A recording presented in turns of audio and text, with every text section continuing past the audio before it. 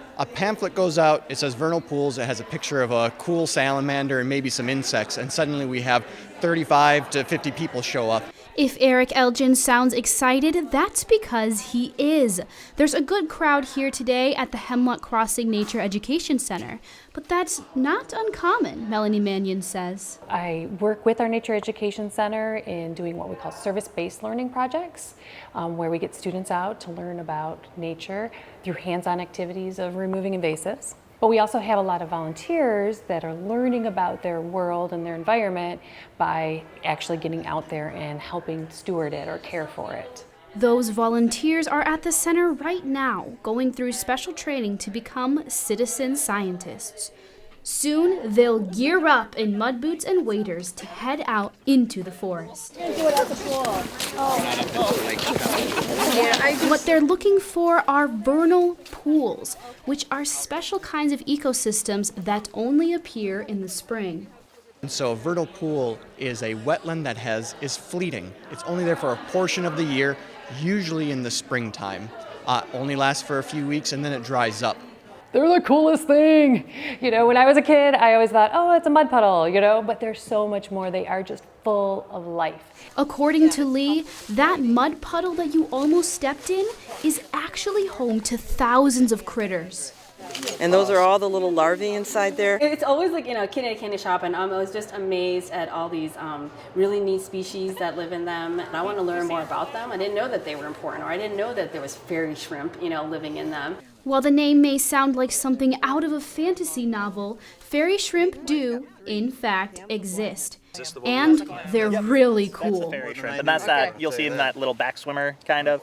And that's all their gills, too, so they'll swim floating on their back, and they'll just kind of swim down like that. These creatures aren't the only species that call vernal pools their home. And see these egg masses of frogs and salamanders. And this time of year, they just explode, not only with life, but with the sounds of spring.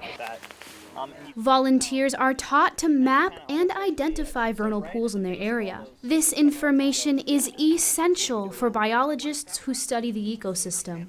The most important thing is to just let people know that there is such a thing as a vernal pond. And that it's not just a mud puddle, because oftentimes people either drain these or they'll alter the hydrology, the groundwater, and how it moves so that they disappear.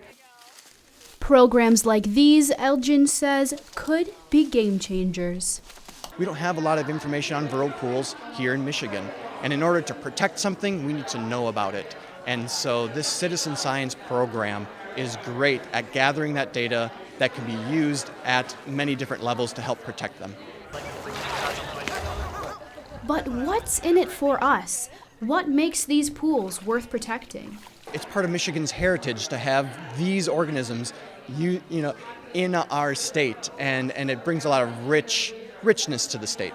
There are a lot of species that live in a vernal pond, and if you transfer it into a pond, you lose those species. When that pond is lost, all those species that were dependent on that are also lost. While the program is a volunteer-coordinated conservation effort, the best part about doing this, Mannion says, is that it brings people of all ages closer to nature. For me, looking at something like this, it kind of looks like a dirty pond.